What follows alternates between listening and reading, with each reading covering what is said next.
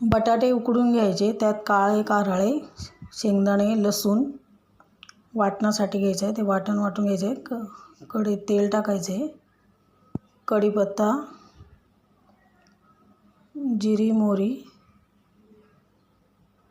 आणि लाल तिखट, हळद, कांदा मसाला, थोडा गरम मसाला टाकायचा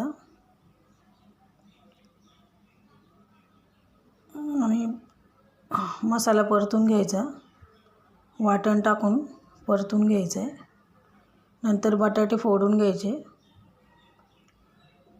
थोडं पाणी टाकायचं आणि अशा प्रकारे बटाट्याची भाजी तयार झालेली आहे. खूप टेस्टी लागते. कलर पण बघा किती छान आलं आहे भाजीला. चवीप्रमाणे मीठ टाकायचं.